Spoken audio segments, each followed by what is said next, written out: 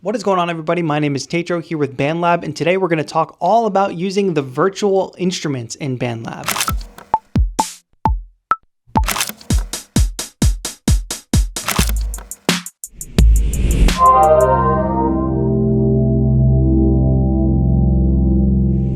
There's a huge library of free instruments that you can just use in BandLab, which I think is fantastic. And today we're going to dig into the ins and outs of using those virtual instruments, even if you've never used one before. If you haven't yet, check out our video on drum machines if you're looking to build up your beats. But if you've already checked that one out, let's dig into the virtual instruments.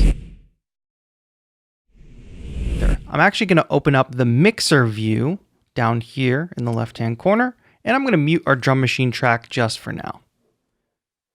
Now I'm going to press the plus button and let's add a new track. This time, let's go ahead and add a virtual instrument. Here, we can also add drums. So I can go to drum pads this time. And let's just pick a random one. Let's just pick a 909 since we started with an 808 last time. Now what this is going to present us with is a selection of pads that we can tap and play. This is if you want to do some finger drumming. You can even connect a MIDI controller, which we'll do later. But now that we've got a tempo for our project, if I press play, I can hear that metronome. My metronome is on. We can record a drum loop. Well, how are we going to do that? Let's do some setup first. I'm going to exit out of the drum pads. And I'm going to go up here to the top of the timeline where we have these numbers. I've been referring to them as bars, and I'll explain why that is in a moment. But I'm going to click in this area so that we get these red flags. I'm going to drag this right-hand flag all the way over and through bar 4 so that it's completely through bar 4. Now what that means is the project is going to loop in this region. The next step I'm going to take before we record drums is go to the settings again and turn on our count in. What the count in is going to do is give us 4 beats or more if we want before recording starts. I'm going to demo this, so don't worry if that sounded a little confusing. As long as we turn on count in and let's set it to 1 bar for now, jump back to our project. Okay, now I'm just going to make sure we're starting on bar 1, skip back. When I press record, the drum pads are going to show on screen. I'm going to get 4 beats and then it's going to start recording. And I'm going to play a drum pattern for a full 4 bars. And then we should hear it loop around again. Let's do that.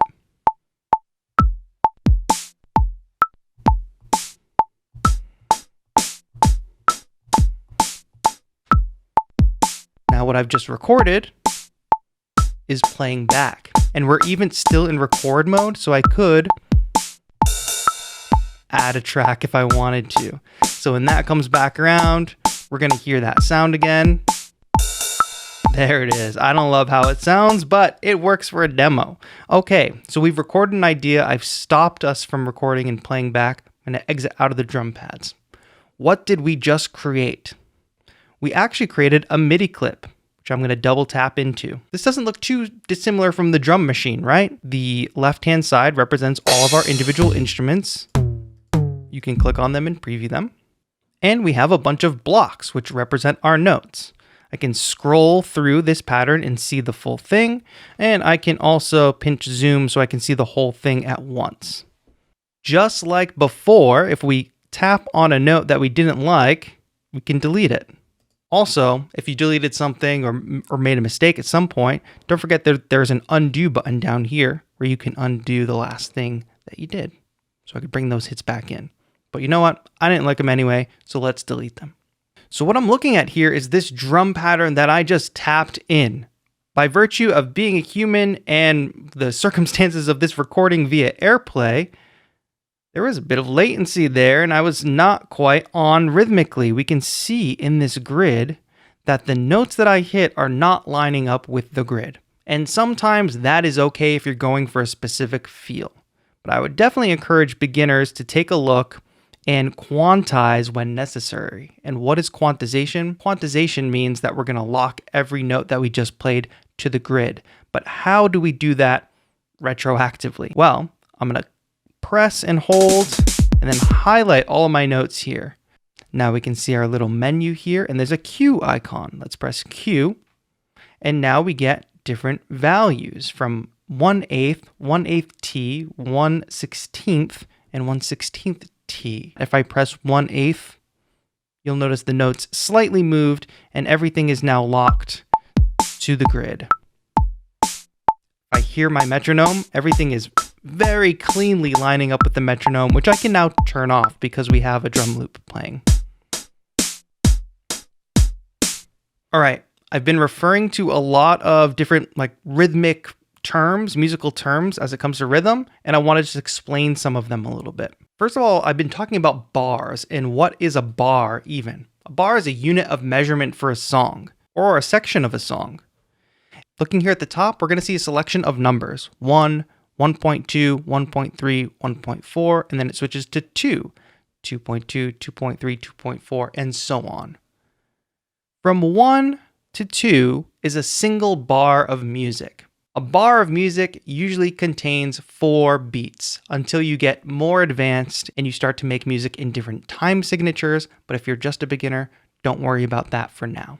So let's assume that a bar of music always has 4 beats, and those 4 beats are divided equally. We can see that the space from 1 to 1.2, 1.3, 1.4, those are equal sized blocks, right? So if we're dividing a single bar into 4 blocks, we're going to call that dividing it into quarters, to 4 equal pieces.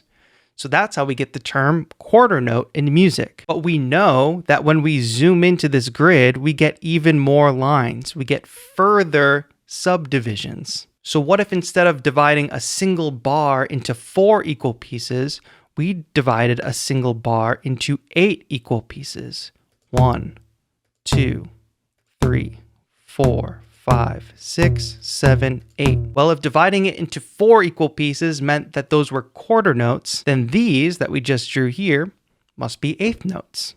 We've divided the bar into 8 equal pieces. And hopefully you can follow that logic going down. If we zoom in a little bit more and we get even more grid lines, now we're able to divide a single bar into even more pieces. So now we're going from 8 to doubling to 16. And if you've noticed, we've doubled every time. We went from quarter notes, so 4, to eighth notes, 8, and to now 16th notes, which sound like this. Not a perfect pattern for toms for sure, but hopefully you see the logic. We're going to continue to divide time here. So what I'm going to do is hold down again and just drag and delete all of those tom hits. And let's re-examine our pattern here. And in fact, what I want to do is exit out of our MIDI view. And I want us to go from looping 4 bars to just looping a single bar. And I'm going to shrink this MIDI clip down just to simplify things, down to a bar. Notice that that is the same process as lengthening or shortening the drum machine patterns. All right, 2-bar pattern here. Let's tap to get into it.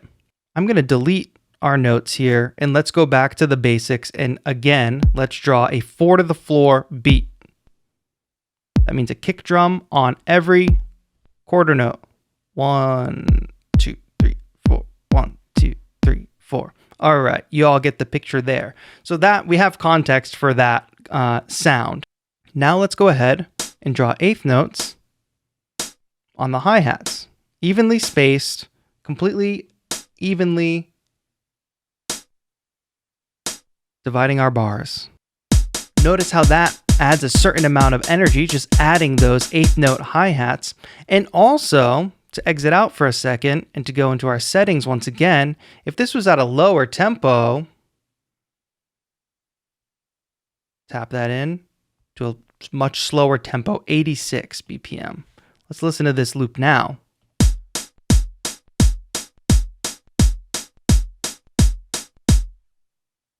We're still dividing time the same way, we're just at a slower tempo. Entering back into MIDI mode here, I'm going to take out the kicks on 2 and 4, and now we're going to put a snare on 2 and 4.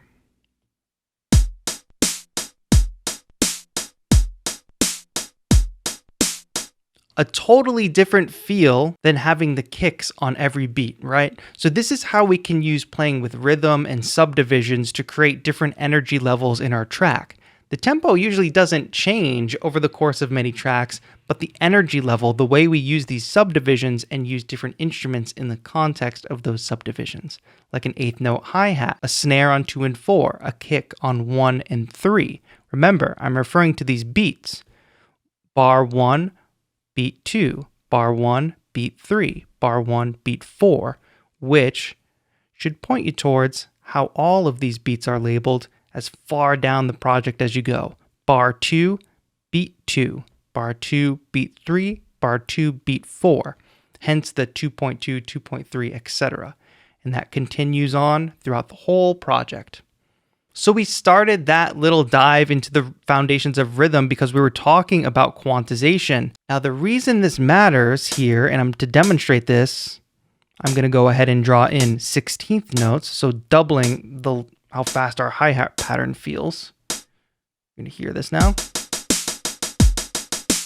Okay, so we were talking about quantization. Let me highlight all these notes once again and hit the Q icon. Now that you understand what 1/8 and 1/16 are, you know that if I was trying to quantize these notes, if I press 1/8 and I've highlighted a 16th note pattern, it's not going to have a good effect. Let me hit 1/8. It has essentially deleted all of our 16th notes because it's trying to snap every note to an 8th note grid. But we had 16th notes. Luckily, we have an undo button that we can press and undo that. If you do have a drum pattern that you'd like to quantize, but it has different levels of values, like our kick drum and our snare drums are just playing steady quarter notes. So we can choose the lowest level of quantization and only highlight the kicks and snares. Press quantize, use the 8th note quantization, that worked. And if you had a hi-hat pattern that was playing 16th notes, you could select 1/16th note quantization and that would fix things.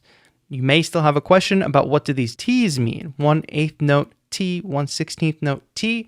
That stands for triplets. We're not going to get into that today, but if you can understand the idea of subdividing, dividing a bar of music into even chunks, we've been doing multiples of 4, right? 4, 8, 16, you can go beyond and go to 32.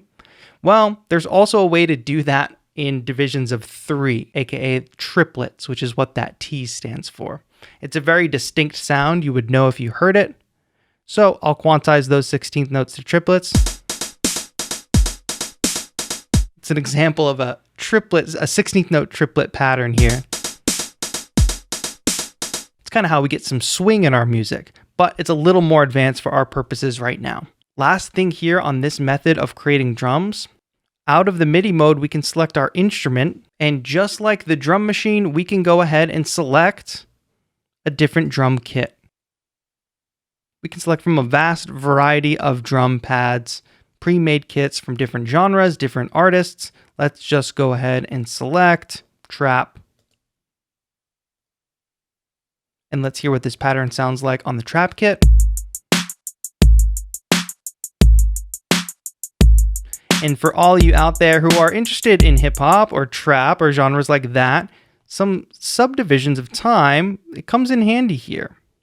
Because as we zoom in, let me go ahead and make a hi-hat roll at the end here. Instead of sticking to 16th notes, we can go even lower down and go into 32nd notes, which are going to sound even faster. You can just draw in these notes here, which, by the way, if you notice that little white line at the edge of each note, that allows you to shrink or grow a note's length.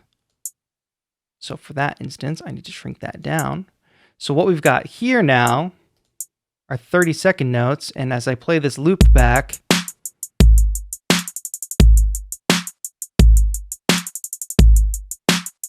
that's present in a lot of trap genres. So that's how we use rhythmic subdivisions to achieve different musical ideas here in the MIDI editing of the virtual instrument, which happens to be a drum kit. Just another way to make drums in BandLab.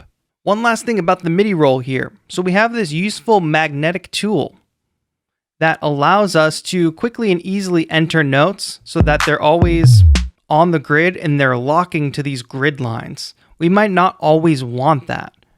delete those notes. If I turn off that magnet as I enter in notes here, these notes can now all be slightly off from the grid, and we can also just move notes around so that they're not even aligned with certain lines at all. You might want that for a certain type of feel. You might want things to feel a little more human, a little more off the grid. Totally fine. Just make sure you toggle on and off that magnetic tool when it is useful for you. If you want a straight ahead 4 to the floor kick, magnetic tool is the way to just quickly, easily do that.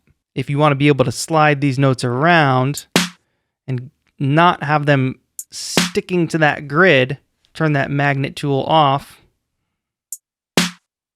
and go ahead and mess with your notes. All right, I hope you found this video helpful. If you did, give this video a thumbs up. If you have any questions or any ideas for future videos that you'd like to see on this channel, leave a comment down below. My name is Tetro. If you enjoyed my instruction, I've got my own YouTube channel, which will also link in the description down below. And for now, that's going to be it. Go make some music. This has been Tetro here with BandLab. Have a good one.